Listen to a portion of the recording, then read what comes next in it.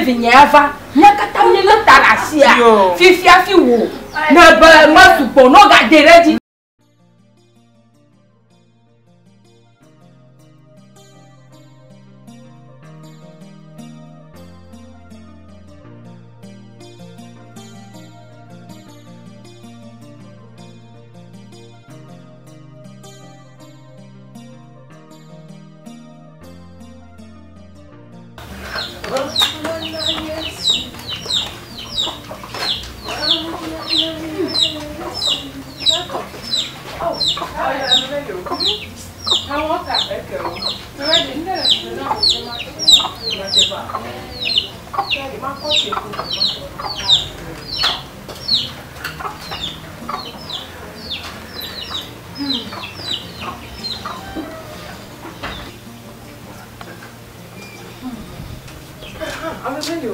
Certo? E vedi a bregare no. Ma così che ma trovate io.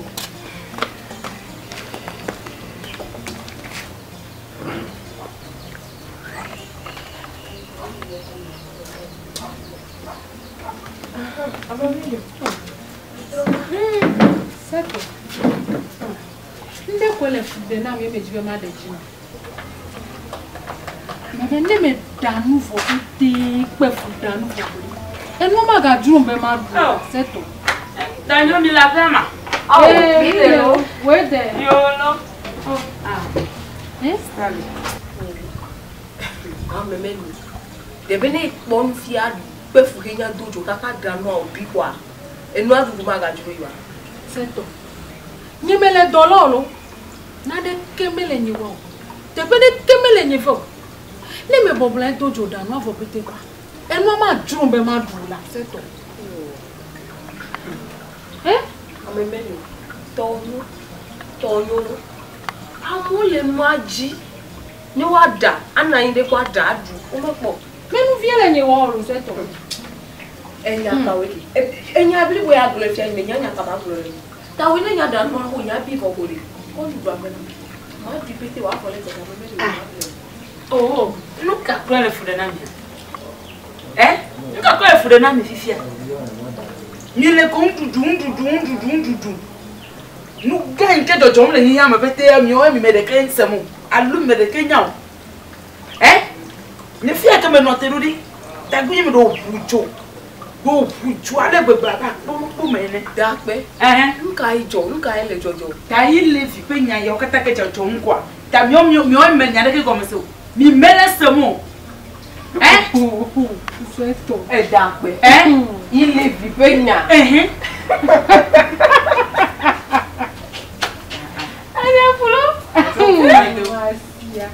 Il est venu. Pena, no person, Sume or Joaba, Bolo. Oh, Very dirty. Before they say that. Yo. Yo, Navagalo. Oh, Nyakaya, il live the floor of a million. I feel metro competemi. And you are Nyaklo, honey. Mabunabena ne Jordan, you be a man. Il live Vipena. Il live Vipena.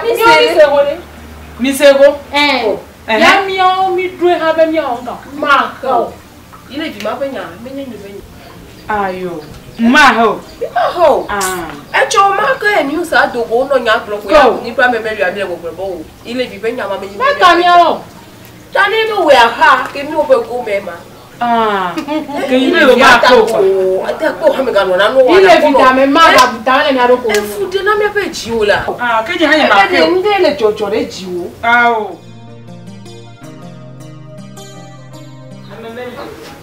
Settle.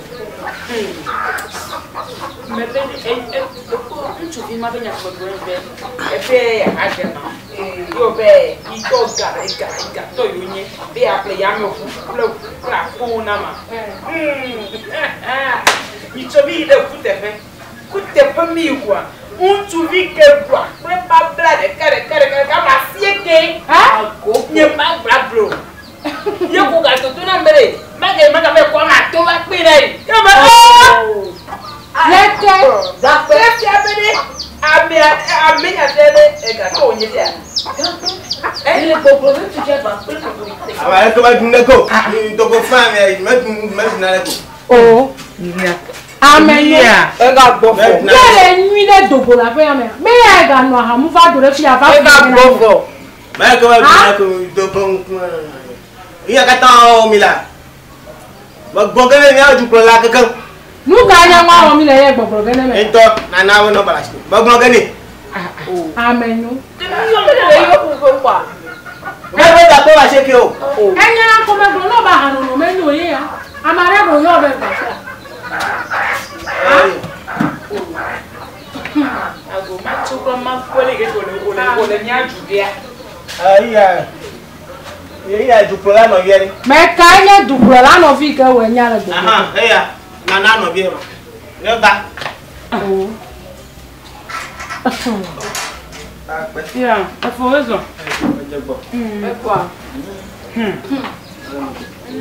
Ju pro la no bi. Apo we aka mu aha le do ko nkare wo. Bien. Apo don kare wo. Bebe de enya ya ko pro me le be de amenyo ahanu no menyo ala ko mi no fia eyi vai no aha egbova va glonya okodi osunya no dare ko fejinami no dare echigajinami no dare jogajinami gazea no dare gaze gajinami yo nyanya la pa ya meteta ke enya ma wu ne ga igbo bi agafa obubu a Eya e gboro be no dare ko fe jina mi a. Ami aya. E we ko nya. Eya gama me o me la pa ya moro ame ye na me kere la pa ya ma fu ko fo wo number na la. E ko nya ka. Fo mo fo ye na na president ko we bo number na. Ko fo number na ma gonya ni. Ko fo number na. Mega po number de kene o mega po number de kene o Elle nya me sa fu be la kwele oro. Me ka kwele o. E fo gan e nya ka la si we bia gboro na ko ni.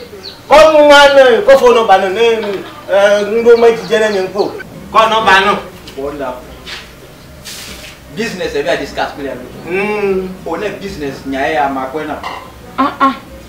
efo Number ki. E po e ma ka le fleji ya me. Ta se je ko. Ye na. Yo akono na yo nya. E ka ni. Hello. Dukola. Nyare mo ko manchi wa jindo. Na do ji na nya bo fi anwo manyu. Anwo mayo do nwe mo yo ma gbe no.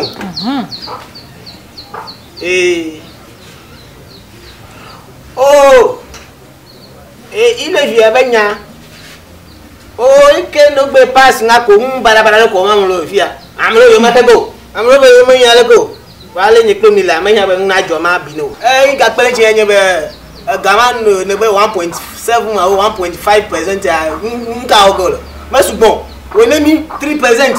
3% enyo no mi ajuma bi o plus o mi a ko ju ko ango. Ko e amenyo 3%.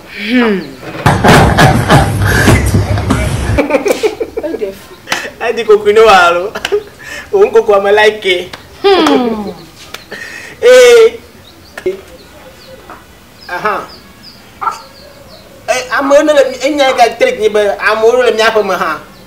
O wo yo ma ha go. O wo yo ma ha go. Amalaka la fa mo yo ko nya. Amameli. Ebe ma ha go. Ala fa. amenyo nyeme jiolo me ka ba jinya re ke dumolo le ke nye du me vi ma grobe nye ma he 11 me ka ba we na molo nyeme le na re ke molo o ma ngopo enye o gbe ke be me ha go.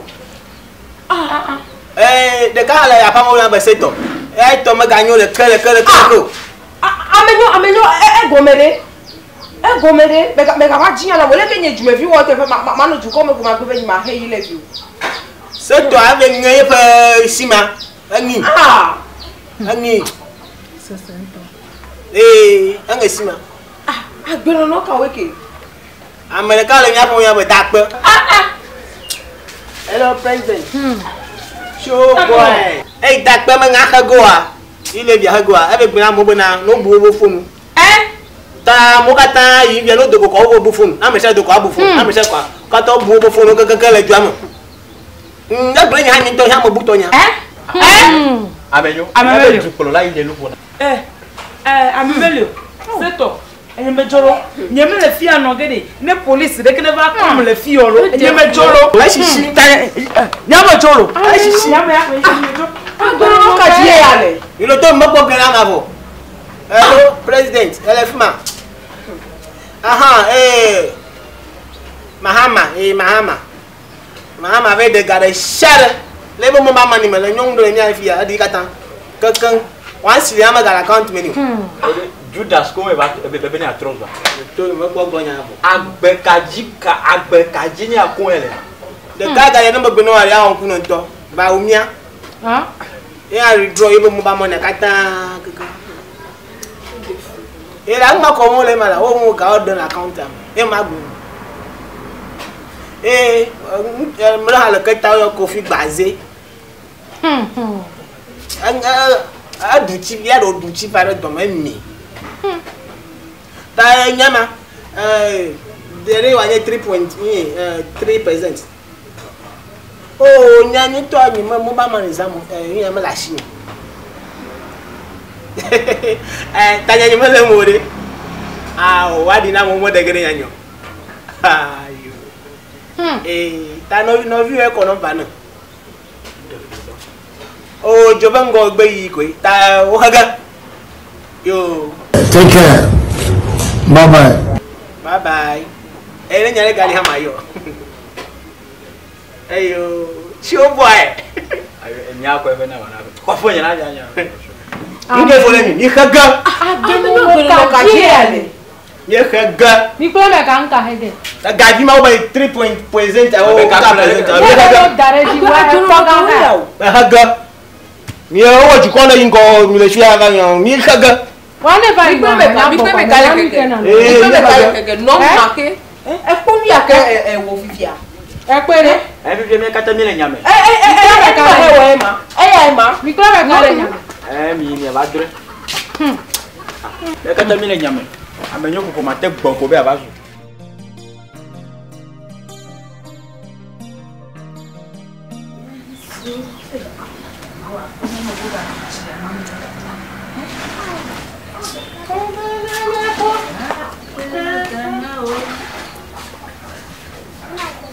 Apa? Sama yo. Ya, baik baik. Kosong ni beli. Bukan nama de dalam. Tadi dah sini benar. Nasi kelas sudah nak kena lalu ni sugar sudah. Oh, awak kulo. Papa nyo. Gali. Oh, asi kulenga. Sugar. Amama lele. Masera. Nunca ga joha. Nunca ga eji le fia. Fakpo. Mama no benka. O to enye de. E fa dokwa. Yi de kuku gande da pe. Ne to le sigo. Ne sugar class dire le na la sinya na ma na ya ko du. Amenyo. Ewe ma le sugar class di la fe amena makago. Da pe pa. Oh, enye le ga ke mana o. Beto me nyo. La sinye za ga ke da pe. Se ne da me nyo to be ni mane o. Ye to me da sireji. Amenyo. Me na nya be ni mo le gbagba la ko me na kura ni me lo na ge gbe ni ma o. Ye ko ma wo. De kan ha. Kata ni lo afi amere me ho ha to kumenya. Amere kuma jago no bia ji ori. E ke to e dra nya. Be police onu ba le. Ye le nya ma grom nam. Enya. Ewo. Enya ma draw. E ko le mo no fori. E o mo ko fori. E nya mi ke ne ori. Nya mo gali ya ma ko nya. Ka eto. O to ko ni ko chora. Kaka yo mi abe president na Akufo-Addo. Le mi samne. Be mi o mi be ma ka ile vi be to wo. Nuka yenka. Enya ne tiare. President jo ba ke lenye. Vitoro. Mele come mele nyade se. Amenyo do be ibe adugari na sugar plus. Ma do le gbonye na ma. Nya tutu do myself. Enu ya ke wo de nya uncho. Ewu ya ke. Me gbo fa do ki o mebere. Ya afa de kukure be wo no fu onu ya mewa. Mais laissez même moi on est bien ouais elle va durer fia mina gari et sugar pele azie ni ya beaucoup quoi on va nyenye me ba yo dukula nyenye ife mate yo dukula o be fe be on to me nya o e ko la monnaie là won to me nya be ni ya mo ko la agbe no no kai ma va komi ko dasine jukolo la be enyere me nyenye pe sim be ni ma photo ko ba e ko la ku monnaie là c'est o ka ta da enye mo fondi en ye me ko gali bien amo tu fla ko bugana là no te no now as pe avec me kata me la fon nza no bi kwa abo e ko ba pata ni be nyama ma de yashi e wo amenyo he jemi asi e chona na show boy be mio pe ke me to mi be ile vi hege jemi akata asi yo bogole ne be mio mi be ile vi mi le mako enyi me nyenye pe sim ga gole ne kala enye be do gbome be chuna mo be na no ko be fo no ko fungbe o me ga se ko enye na be yi ha yi be fo na yi ko yi be fo na ko fungbe enyi me be nyima ho enyi me be nyima ho me ga o me ble if you are the bad if you ma po mi le ni gonyama de mi gonyama le fi le mesia enye bia la o ta ba ile bi be nyama le enye me ko kana bi ba ka me ga bia e wo ne no ha kwa no susu yo aha me no na o pa va mejime mana ne nya mejime na se ni mana na nya be ni ebe no ga dare ile vie no dare no dare ni mo ebe 30% o no dare 1.7 ma no 3 1.5 wa yo me nyanka ma yo ya se e ko gari kia me ko 20% na ko fresh sugar yo e pe ko ko fure ja abere ko photo ko enye ya la yo mala ni ka temi la family de kenya mami de ka sia o nya ke do ti voya karibu plan ye ko du gole ile vie e na dare mi egala oh mi ege awo nyanya ile vie nyama nyama lem me e mala mo nyama ko ka mo le me ka ba le tutola yo mi o mi egala du me vi o mi ni ta mi ege mi ege ke to to de lege o to ha le me o to de leme ege ebuna ba me de wo agbe no no ka oh meliko wezo leke ye la mama ko be zolo yo amonyo kake meliko kake wona de me doji jona mo eyi na kula ko ya me pa me va fi ya ko be aba ko mi na amama le na jiva o de mi aka manyo wole a jiva mbe nyame jiva maga ba ko ko mo afi maga duro ki ye yo meliko eko ya ba ya ye jifina wa ya de vie ai ka menyo ga mi dadi fia nyama ji ko ya mi la fi ne sa go amanyo ga la gbe ya ja so aga woda bebe hey ko wo ya de menye nya fi pe wu chan anu ma menyo wo ye jifena nko ga wo ha amenyo jagbagba yo mi be du porola na kufu adu polone be de ile vi obe mi he 1.7 ma now 3 points na mi amama le to fi ko po nana pa no bale nana no via de ka hai ko la fame ya wonyama ye va fia aw ma je si amanyo a me gbere be ga ko ka po mo me be cho mi le gbere le fi amenyu mo ha cha ko kale bo na tu vi ke beri business me nyanka business ile si ye be ya golona nana amenyo jagbagba amanyo ga no ha jagbagba yo mi abe ko de ka ne nana be mi ile via ai menya goma ei mi va gba kwa amenyo ko gali pupu va dure nya gbe mi na sugar prazi bebe nya me na go magana ne bebe nya me na go gali pipi du mela amanyo gali pipi du agama awu amanyo ya ahade mo chime na no no mlo a ai madam ko ai menya gbe to mi ma le nme ma no le no me ka le na amanyo maja we gbo beta e maga hanu ga popo awe no ha ba no daga da ko jinami ni o ye na mi o mo mi dogola pe ama ye o be ma mi le wo jo de fi de fi awo amanyo o mu ona ta yi ko mi dogola me be ye fifi la ya o be de no wa gatare ile fi hanji bebe de e jagbagba gbele ha be de mahama ha eyo mahama ha fe kula be mahama ha ba de be ga o ka ta le ba ka o ile fi ego amanyo jagba baba yo ba o mi ha baba o dia o mi ha be de mi ha be me ile fi akago amonyo ba o mi a ke ba o mi ore amodore ko npepe be ka le nya ma